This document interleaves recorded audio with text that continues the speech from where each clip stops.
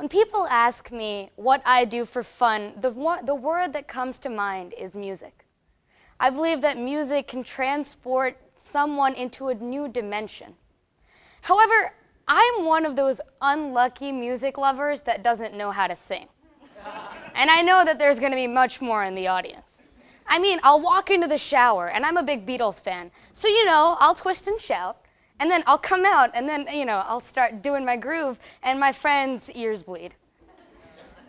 So you'll always see me lurking around the music room, trying to see if some of the choir kids' talent will rub off on me. Unfortunately, it was to no avail. However, one day I'd like to tell you about a story. I was walking into the choir room, and I heard a voice. I'm sure many of you have heard the song, "I Dreamed a Dream." And it's a beautiful song, and let me tell you that this singer did it justice. When I talked at the beginning about music transporting you into a different world, truly I felt like I was in heaven. And this girl, she was actually an exchange student. She was from Brazil. And I said, "Wow, what's your name? That was amazing." And she said, "My name is Sally." So I said, "Okay." And I know some of you are thinking, "Oh, Sally from Brazil?"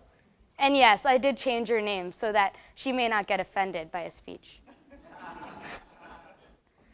So for the next couple of weeks, I started going to the choir room and I started listening to Sally. But one day, when I was in my heavenly state, the music just suddenly stopped. When I looked over at Sally, I saw that she was sprawled on the ground. And for some reason, that beautiful music has ceased to exist. There was another girl there in that choir room. Her name was Mandy. And Mandy was screaming at Sally as she was on the ground. And Mandy starts saying, "Sally, what are you even doing?"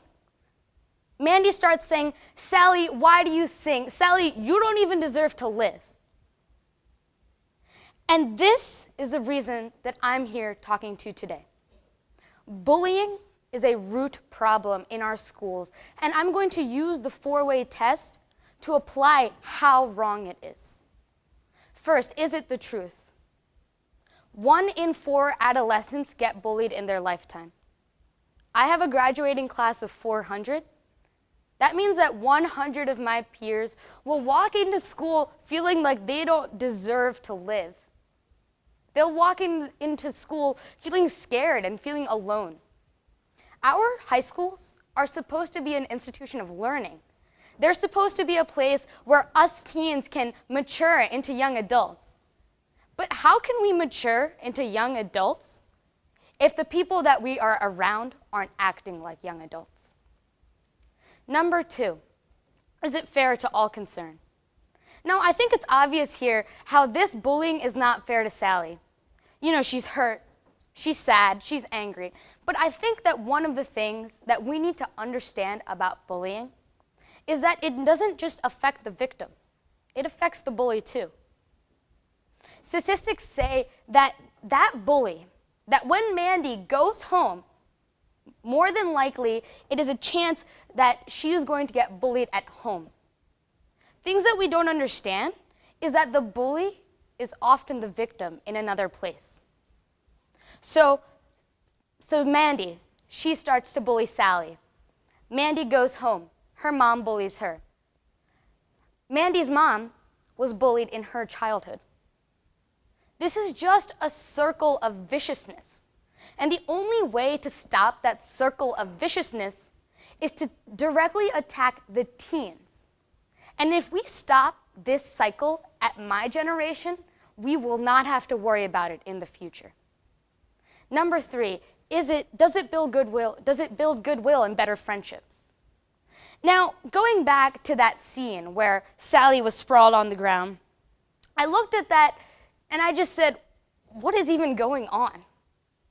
The thing that we need to understand about bullying is that it is inherently wrong. I know that some humans might think that bringing pain onto others is a good thing. I don't know why. But what we need to understand is that every one of us here is loved.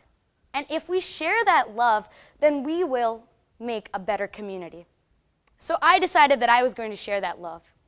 I go up to this scene and I say, Mandy, what are you doing? I say, Mandy, is this really helping you? And of course, she looks at me and her eyes lower in shame. Bullying does not build better friendships, but the stopping of bullying does.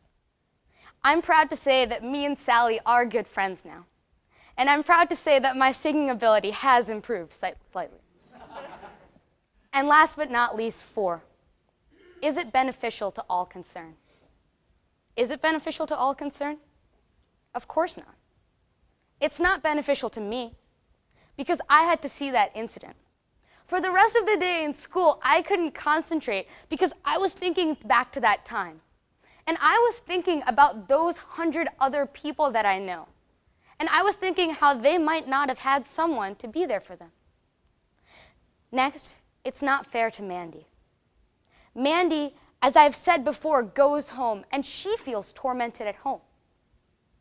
The thing that we need to stop about bullying is that it should be stopped at schools, but it should also be stopped at home. Bullying doesn't just happen amongst teens. It happens amongst teens, adults, children, kids, the elderly. I don't even know. It happens around everyone. And that once we understand that this is happening, and once we educate the general population that this is happening, then we will stop it. Now, a great man once said that every journey begins with a single step. I took my single step when I stood up to Mandy that one day. And I'm taking my second step, sharing my message with you here today.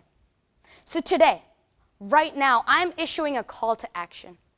I know many of you may not be in high school, but I know many of you may have children in high school. Although, let me guarantee you guys do look young. So I'm saying that wherever you see bullying, whether it be a teen against a teen, whether it be a teen and their parent, whether it may be 2 5-year-olds fighting in the sandbox, I'm saying that you stop it. And together, we can take these small steps into the marathon that is the prevention and elimination of bullying. Thank you.